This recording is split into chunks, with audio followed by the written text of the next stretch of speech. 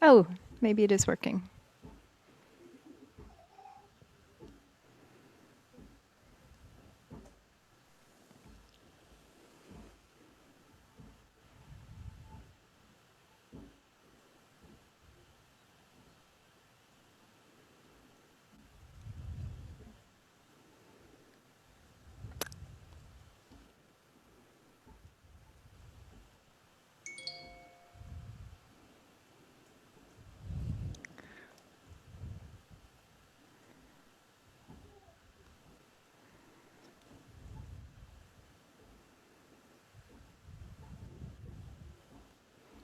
It's just taking a second, Sage.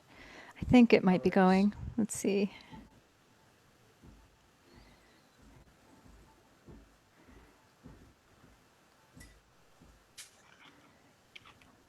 Yeah.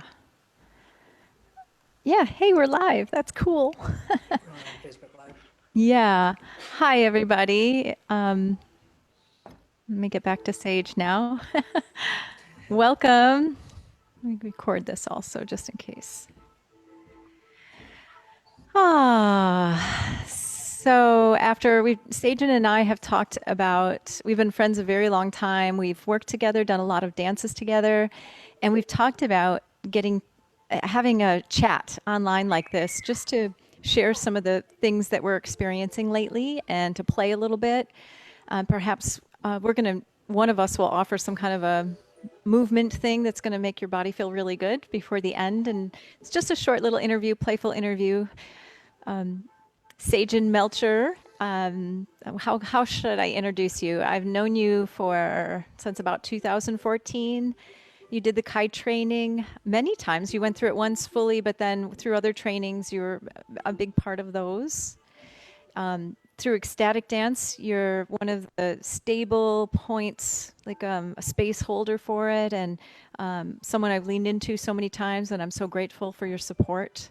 To feel that support. You're also a wonderful contact improv dancer that I've gotten to play with, and I miss very much right Yeah. now. And Sagen also has a long background in movement. He's an embodied being. He loves movement, and he has an earlier life in martial arts, where he did competitive fighting as well. What did I forget, Sagen? What else can I say about you? You're a divine spiritual being. I know that.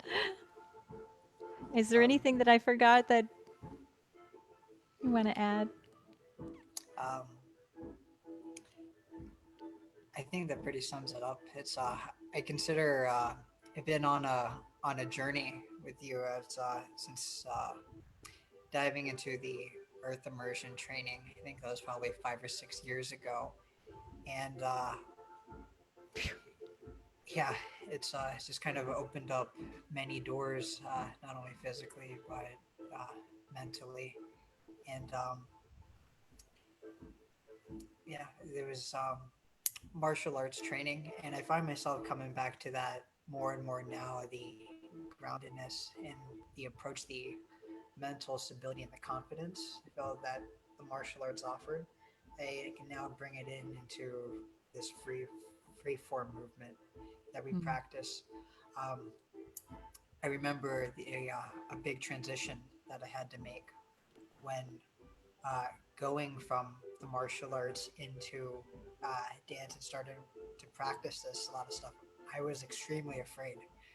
It was probably one of my biggest fears that I was going to be uh, almost ridiculed, and like you're such a brave person. How can you go into dance? And it was really I wanted to conquer those obstacles. And I find myself now connecting all the dots and the pieces. And you've been there all along the way. So I'm thankful for you for that in this Mm. process. Well, I love that. One of the integral parts of Kai when I was in the process of creating it was knowing that everybody has fears. We all have fears in us. So I was considering that in movement, like what's it going to take for people to face those fears and move through them, to open up their bodies and move in new ways. which is healthy. I know from the body, from biology, the biology of our anatomy, that if we have lots of ways of moving our body, we're healthier. And that if we have only one way of moving and we always move that one way, we're going to overwork something and something's going to be underworked and we're going to be out of balance. So, in that time period, I thought, okay, what about archetypes? You know, archetypes for me, like Yeah. being a mother, there was a time when I first became a mother that I didn't feel like a mother, and I almost ran from it. It was really scary for me. I was 35 years old as a mother for the first time, and it was something I wanted so much, and yet I had no real experience with, or I can't say, like I don't know. It was really unknown. But there was a period of time that this archetype of mother sort of dropped into me, and I started realizing my intuition and my connection to my son was developed over time. And it was that connection that was the mothering. And then this thing of like, okay, that's the mother archetype sort of just came one day. So when I was making the archetypes for Kai, I was thinking that when I started feeling like a mother, that empowerment that came through, it came from that archetype. So those archetypes in Kai, I think, are such a vital part in connecting the mind and the body and overcoming the obstacles that happen for all of us when we're growing and becoming stronger and reaching potential. But I think of you with the warrior archetype. I'm so grateful that you've brought that to Kai and to me, that relationship, watching how you face life and how that is so deeply part of you inspires me to bring in that in me, what I feel in me. But I was wondering, let's see, another question around that. What would you tell a man if a man came to you and said, "Yeah, I've never danced. I think I should, but I'm not a dancer." So how would you answer them if I was the man saying that? I'm not a dancer. Well, that's a very good question. Um, I think my roommates that I'm living with, they're in that same boat. They're men who never jumped into this kind of practice before. So I found there has to be some kind of skillful means in a way to approach it. Um, I started relating more of grounding. It definitely was a huge part of it. Um, and I've actually found when relating to men, it's almost like I have to approach it in a linear way. Just throwing them into free form movement was almost too scary and it's daunting. Uh, I've seen with my roommates here when they jump right into it, the monkey mind starts getting in the way, and so I've approached it almost in a linear perspective of just focus on the feet, giving something to concentrate on. Focus on an area of the body, focusing on the spine. Um, and so when I started working with them, I would say focus on grounding for this month, and then occasionally, maybe once a month, jump into movement and look at your mind. And then when it becomes so overwhelming, just come back to the breath as this point of concentration. But the the benefit to it that I feel men were more results driven. That we want something like, okay, what am I gonna get out of a freestyle practice? And the benefit for it was worth going through all the fear. And it was the discernment, the discerning wisdom that I felt that arose through like facing your fears and being able to look at all of those uncomfortability uprisings, all of the pain in the areas I just never looked at before. Uh, Getting to re-experience that and to integrate that and to recognize like this is actually I can go beyond this limitation. This pain is really just temporary. It's here right now, but is it going to be here tomorrow? Even these thoughts that are bothering me, is it going to be here tomorrow? And that discernment to recognize it, um, I feel like that was the real gift that arose because I find that we talk about holding the container. Um, that there's no holding the container without that discerning wisdom. So I actually say it goes hand in hand, and that discerning quality I actually see as a masculine quality. To actually cut through, to pierce, requires a very discerning mind, and that open container I see as very feminine, and they go hand in hand. So for me, it was go into the uncomfortability and developing the discerning quality over time. That was kind of a way to relate to others. But it's still a bridge. I'm still working on it. You know, Yeah. it's a process. And I think, and I feel the same way. I feel like it's a continuous evolution movement of any kind. My body's changing on a day to day basis. Throughout the day, it changes, but it's rapidly changing every day. And I feel like if I have some kind of movement practice, I have something to see that I can work with it on every day. Otherwise, it gets away from me if I don't have something that I do. And I have to do something every day physical. yeah, One of the things I like about dancing, both ecstatic dance and Kai, is that it works into the fascia more deeply than my repetitive things like just walking, which I love to do also, but it doesn't get into the nooks and crannies and the connective tissue and the tendons and the ligaments and then the surprise emotions or epiphanies that come up that seem like they can shift the whole world in my body. My whole experience of my body can change. What's your what is it that you may have already answered this, but maybe it'll open up another stream of thought. What is it about the mind body connection that you enjoy?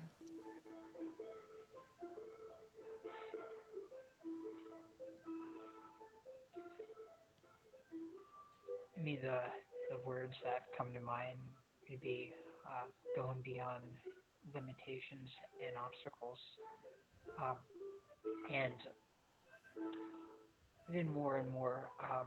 For instance, I've got friends in India, and all around the world who are. It's almost like they're everything is so tight, so compact, especially even now when we're in self isolation.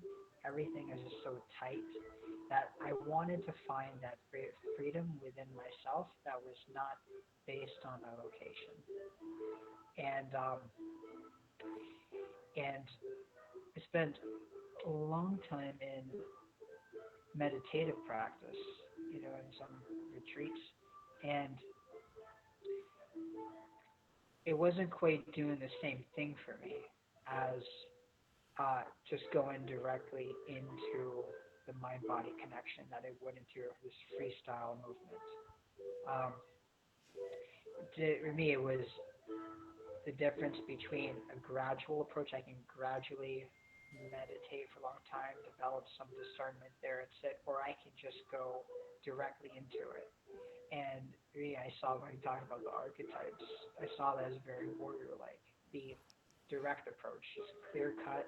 I want to face these obstacles so that I am not held back by them. Is the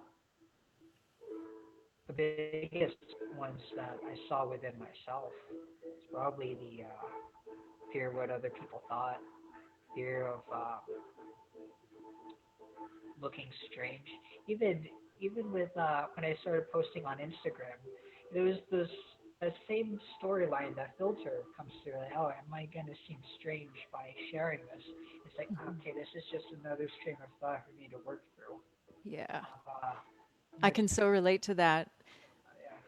yeah, There's something about there's a difference between practicing movement and knowing you're being witnessed, but not changing your movement to affect the witness. You know, you're just doing it and someone's watching you and you're witnessing yourself, but there's something in the brain that changes when we're moving and we're sensing other people are judging, or which could be they love your movement or they don't like your movement. It doesn't matter either way. But if getting hooked into that changes and gets me out of my body, I lose some depth of something really good. I lose some authenticity and when I do that, and I have to remind myself, or I have to not be on scene for a little while until I can ease back in and yeah. be aware of that. I was curious about your experience with that. Well, um, I'm interested in your experience too of like in I would say communicating this unto others. Um, because where I find myself now is it's more of like an unspoken communication, and I have to almost skillfully do it. Um, I've tried verbally expressing it, writing it out. I wrote in uh, many things for Kai or some just like paragraphs explaining what Kai or authentic movement was all about, and I almost felt like I was losing people by overly expressing myself in that way. Yeah. I feel like the message was coming clearer through embodying and actually embodying the practice. Really, like not even just like an intellectual understanding of the elements, but I mean like direct experience of like the hardness of earth and like the softness of the water and the Yeah. movement of wind. Is was the openness of space. Really, that was precious. And but I'm interested in your own journey as well, and how when people ask you, Kelly, what do you do? What's your answer? Gosh, it's changed through the years, and it probably changes depending on who's asking me. I usually say I'm a dancer. I teach dance or I facilitate dances. Right. I when I'm doing like live feed sunrise dances, that has been such a interesting experience, Mm. especially doing them every day for a number of days in a row to see how my psyche changes from day to day, and it changes throughout the whole 30 days. It starts to, and it has. I go through points where I don't want to be seen, a day I don't want to be seen, but I've made the Mm. commitment, so I show up. And then I feel glad because I feel like I'm building the discipline of it. And I'm building the being seen with whatever feeling it is, and I'm not performing. But it's really hard not to perform. Like I know over time of doing this for a number of years that now I can be I'm more of a judge. I have a stronger judge, but there's this judge that's also discerning whether it's almost like authenticity has taken a deeper depth.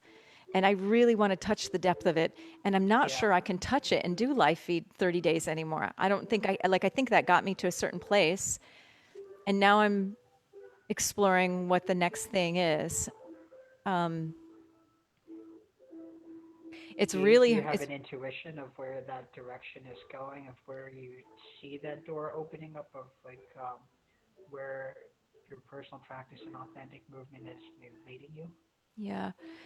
I know when we've done the online authentic practice, the contemplative dances, those were really Mm. helpful. My schedule's not allowing it at the moment, but those were really good doing them where we're not even witnessing each other, but we're still practicing it and holding the space for each other, and they're done Mm. silently. I really love that. I feel like I get something pretty deep from that. Um, I feel like there's more clearing for me to do. That over these last few weeks, there's like more. So I've got to one, I've got to have a practice in it. I've moved away from it since I decided I didn't have time for that. I've moved away from it, and I need to either do some painting or do some authentic movement, something to peel off some layers because there's some gunk. It feels like some gunk there, and yet I feel more private about it. So I don't really know where or how I'll. Maybe it'll be through ecstatic dance and more time off camera. So I'm practicing that during the dances. Mm. Mm. Because I think we've explored some different ways of going through that, whether it's like a large container and practice authentic movement and witnessing one another in that state, some with music and some without music. And I found when my roommate was here, uh, he was he was drawn towards like personal one-on-one. I want to do authentic movements, and like I just want to be seen. Oh, And I think there's something to having that personal connection. And I feel like when, especially now, when that connection for a lot of us is so lost. There's so many mental barriers that are going on collectively where uh, Yeah. to make eye contact with somebody is also very strange now. It's like, oh, it's Yes. we can't touch, can't make that contact. We stay 6 feet apart. This Exactly. this distancing, um, it's in my own opinion, it's creating a huge need and demand with others for this connection that is like almost primitive in a way. Feels like yeah, almost like that quality is being cut off.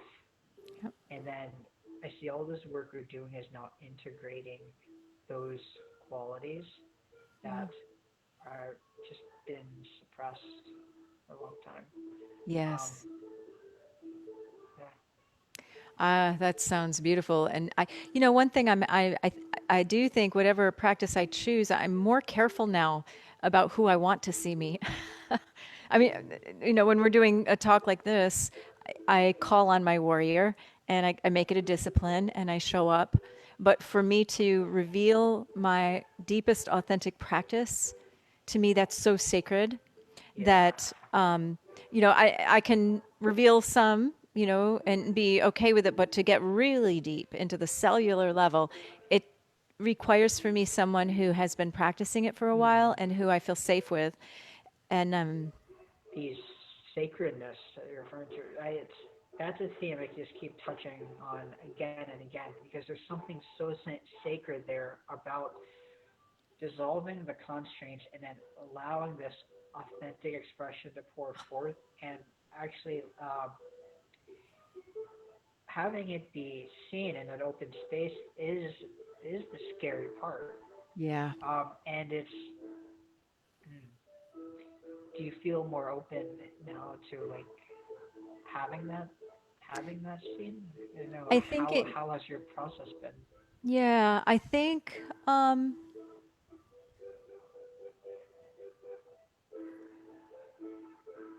I'm open to it as long as it feels sacred and I'm honoring it. I think the sacredness has to come inside of me. Like I have to feel like, okay, yes, this, and that, yes, this is sacred has to be really genuine, like feeling it's really genuine that I'm honoring it as sacred. Yeah. Um,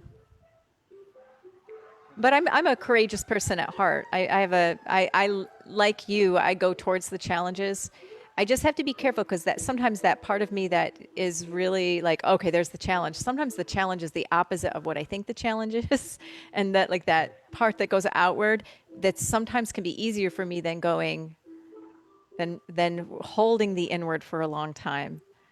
So I've been my practice just lately, and I go back and forth with this like a pendulum. Just lately, though, is like going back and resisting any kind of response until I really know what the answer is. And then I feel it from a deeper place. It's almost like my body just goes, and I can trust my body when it's doing that. And that has come through practices of authentic movement. That deep knowing that okay, my body's going in this direction and this feels safe. That's come through that practice.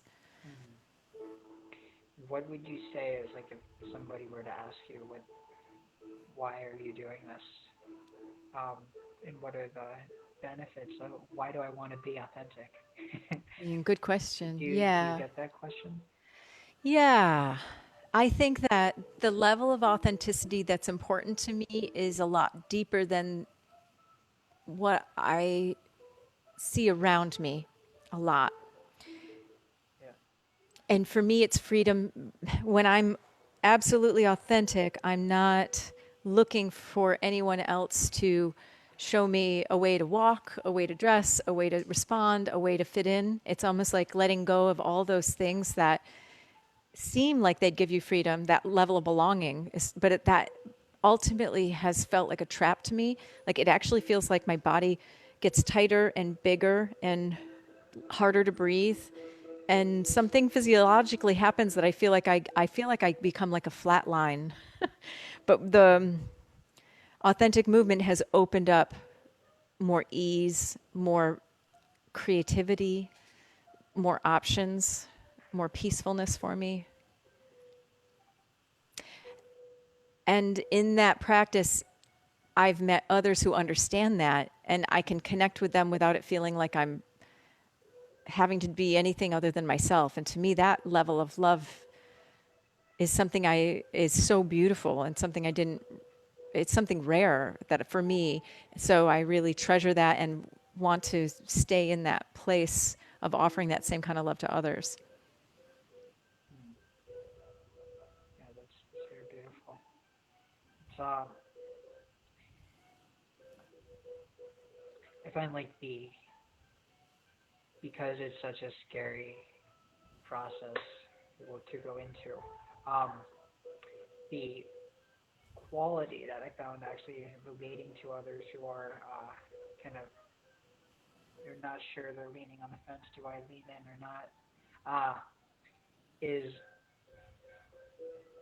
setting a ground of strength, and this the strength I relate to as the archetype of the warrior that can really be embodied.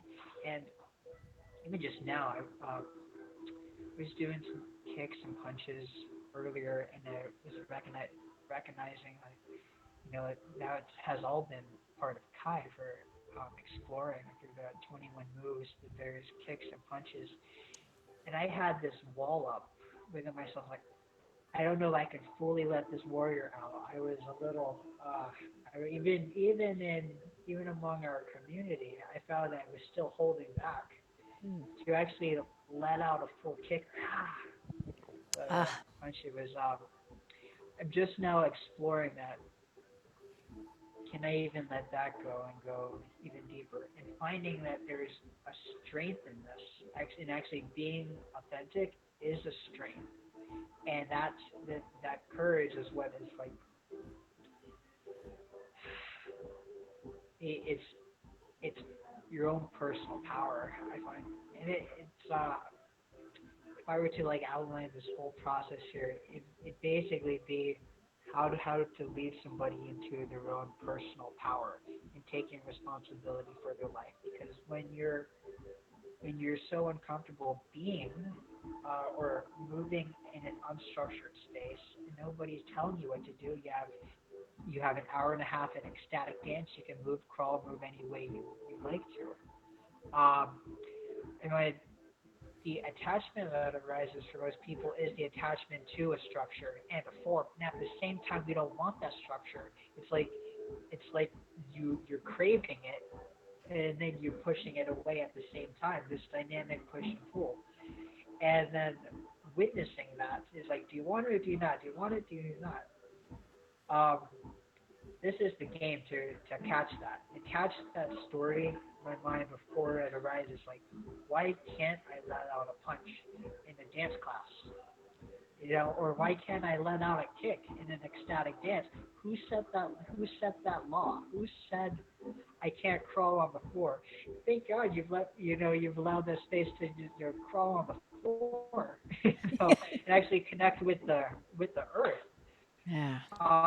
I don't know many other places, even obviously that's been there this whole time, but because we have this container to explore all the elements, grounding, we had chances to explore authentic movement, kicks and the punches, and all these various archetypes. I can now step into that power, step into that responsibility, and that strength, and inspire others to do the same. And so, like, the gift here is one's own strength. Yeah. Yeah, I um grabbed a paper that from the Earth immersion that I don't know if you remember this one, but when we were going over the archetypes, we were talking about how every archetype has like shadowy behaviors that the yeah, unconscious comes out, and then there's behaviors that we want to like aim towards. And this paper describes moving from a victim mentality to thriving mentality. So I'm just going to read a couple things. Like feeling hopeless would be victim. Feeling yeah, hopeful is where you're surviving, And then you're thriving when you have a faith in yourself and life, when your attitude comes from that place. I love this because it's so easy to say, oh yeah, I'm a positive person, and not have a level like what's really under the surface isn't what's happening. And to me, that's the same thing as the archetypes and the shadows that can come out. Here's another one. If you're in a victim mentality, you feel numb or angry around toxic people. If you're in the survival place, you have an increased awareness of pain and dynamics. And if you're in a thriving place, you have healthy boundaries with all people. And here's another one. This is a good one for the warrior. If you're in a victim place, you're hyper vigilant, like overly combative. And if you're in a survival place, you've learned to relax. And if you're in a thriving place, you're able to experience peace. And I think of that like with the warrior, like the true warriors, like, well, you tell me, tell me what your experience of those are through the archetype of the warrior. would say the shadow side to it right now. Um, that's the when they talk about a collective fear, I feel like that is the collective fear going on. The planet being taken advantage by the shadow warrior, or the misuse of power, or like the fear of authority.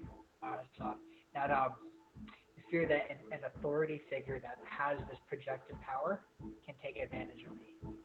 And in a nutshell, that's that's the scary thing. That's the big fear. And I think for many people, that's like the fear of commitment there rises from this fear of being taken advantage of. Like I'm not going to have any power. I'm going to lose all my self worth. I'm going to lose my sense of decision making. Whereas this whole practice of actually stepping into the war is to take back your strength and your power to make decisions. Like your freedom here is that you can choose, you can say no. Like actually saying no is the strength. And we were exploring that for a long time ago with like contact improv, how to say no actually is a practice. Even somebody is dancing with you, you don't want to dance with them. No, not right now. Yeah. And that's that's a positive quality of saying no. The shadow aspect for mine is obviously the misuse of that power, and and it requires a discerning mind to actually discern that. But if there's discernment there, and it can recognize like um, that I'm projecting that power outwards, and that person really has no power over me, then you're free. There's because that power was never out there. Right. Um, yeah. Um, so the good quality of the warrior is taking one's strength back, and Yeah. the shadow aspect is yeah the scariness of it of being responsible with that power, the misuse of it. Yeah. But I feel like there's with a good community, this is like the benefit of having community and people to practice with is that we hold each other accountable, or that when those shadows come up, uh, like I know that you're always there to question things or that you know it's even just you holding that space. I feel like you don't even have to say anything a lot of the time.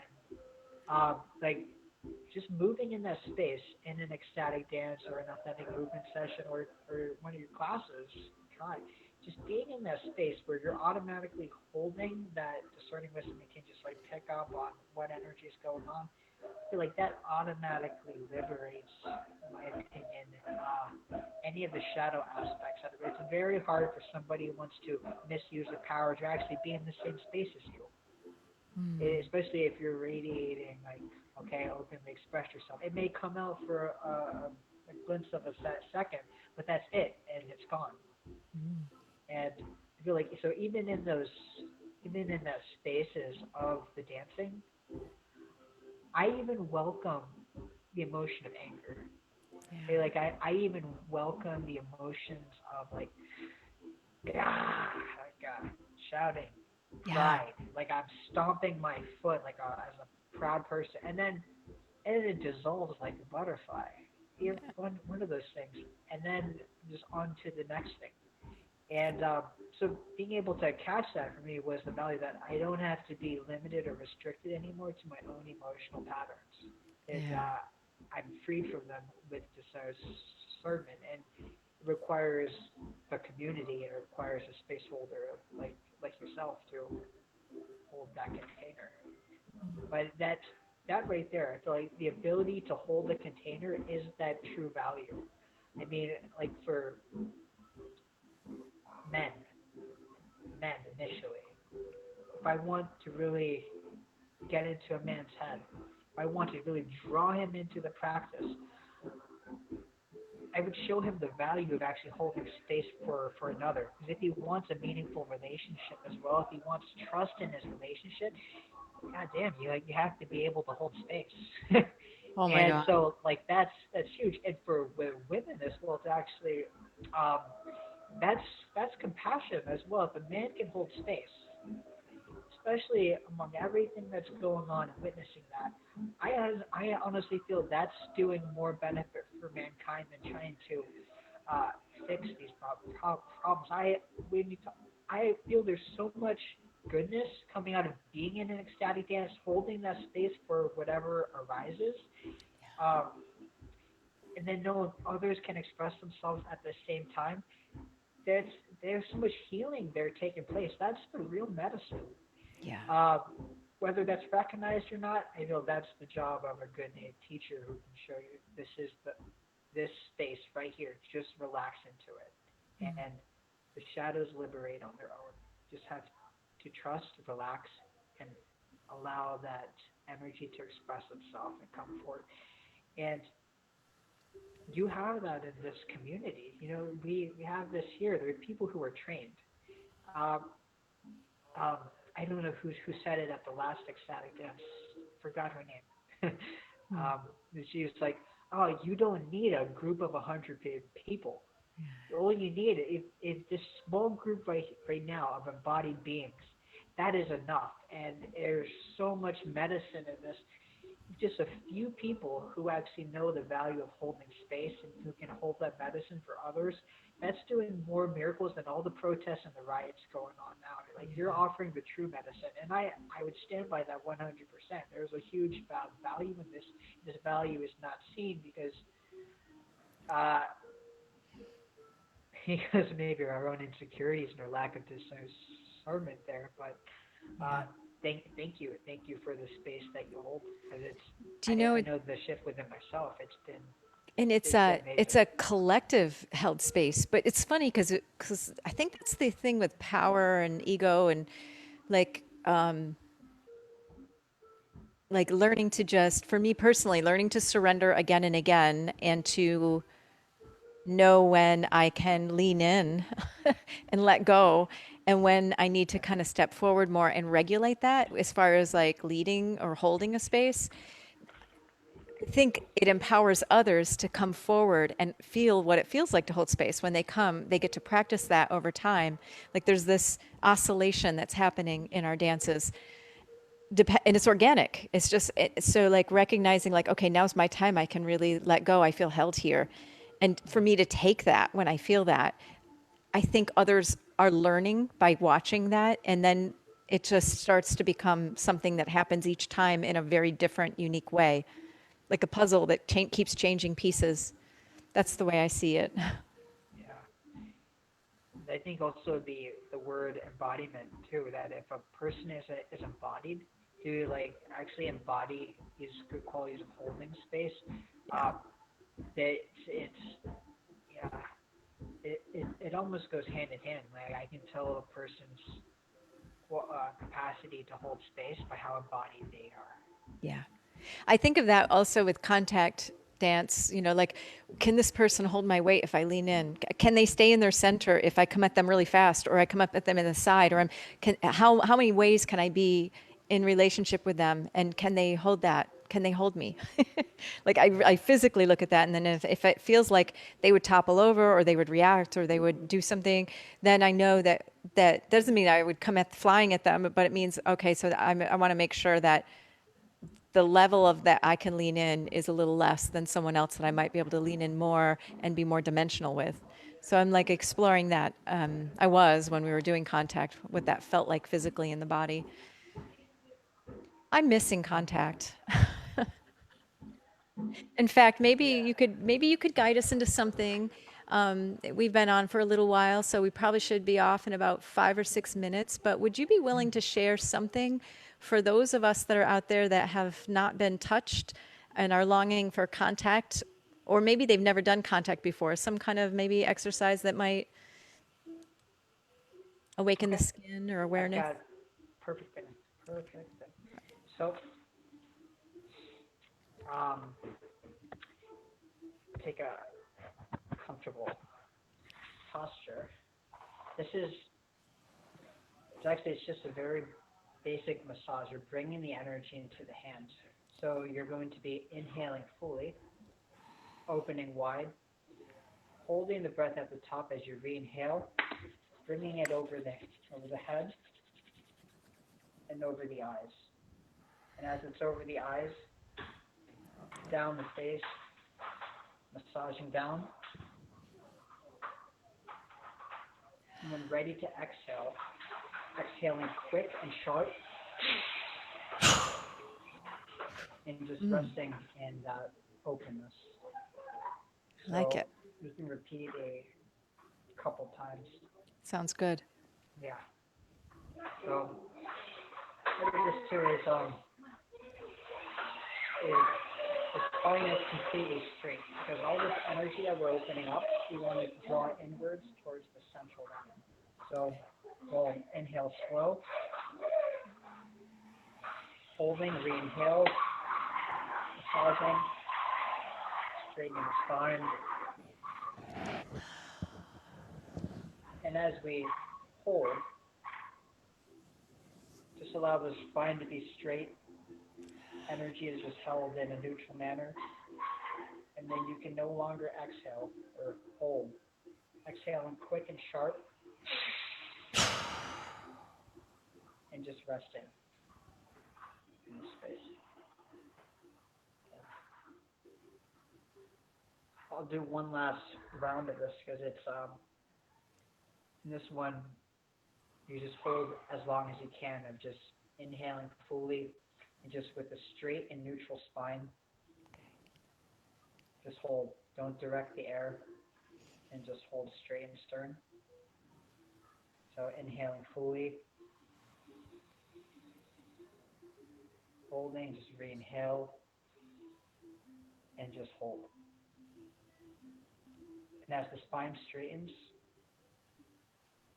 you can imagine that it's calming down all the channels in the nerves, in the peripheral nerves, in the hands and toes. And the energy is being drawn to the center line. And this is what activates that vagal nerve to relax the body. And when you can no longer hold, exhaling quick and sharp, and just resting in that state of openness. That's Nothing delicious. very simple. Thank you.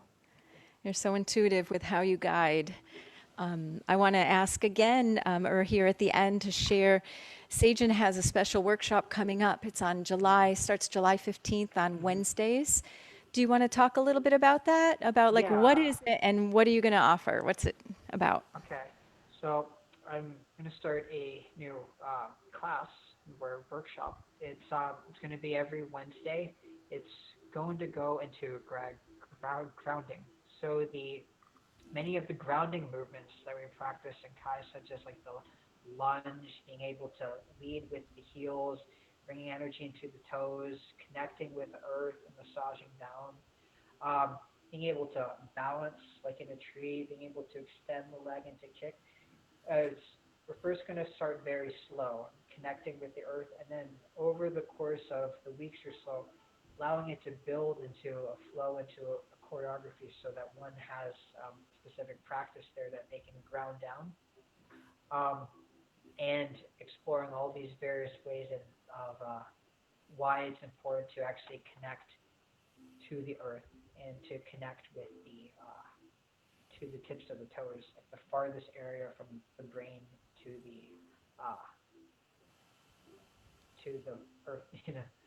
And I found within myself, I was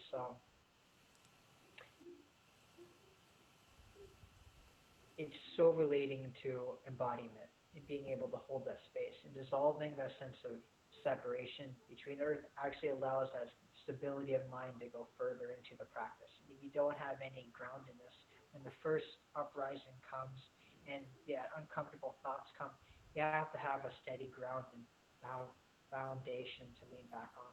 So I think setting that ground, um, my intention is working through um, three principles that we've learned through the Kai training, and it's the whole embodiment of the 21 moves, and bringing that into the practice of grounding, um, then being able to embody this connecting to one center, like what we just did, being in one center line, and then moving from that place of centeredness and then being able to express. And this is exploration of the energies of the archetypes and the elements in a very practical way. Um, and I'm presenting it in a linear fashion, but to guide one into the practice of freestyle, where they have basic roots and principles they can lean back on, and tools they can use for their own personal practice. So that's the intention. And I'll put some more information out there, and I'll send it to Kelly, and we'll put it out there. But I'm contemplating whether if I should um, present all these classes at once or just focus on grounding. But grounding right now is the main theme, especially when all of us are shooken up from what's going on in the world. Yeah. It's necessary. It feels like this would be a good workshop for someone who hears about ecstatic dance or freestyle movement and they think that's a good idea. I wish I could do that, but I'm afraid. This would be give them some practical things to do in any kind of dance, whether it's Kai or another kind of dance or ecstatic dance or something freestyle. They'll have some tools to that they've practiced and create that mind body connection. They'll get a feeling for what it feels like to be relaxed in your skin and relaxed with your breath. And Yeah. there's so many gifts. It's so healing. So it's not going to be on Wednesdays. Is it 7 to 8:30? Yeah, it's 7 to 8:30 in the evening. And and I'll put the link above this for people to sign up. Now's the time to sign up for it.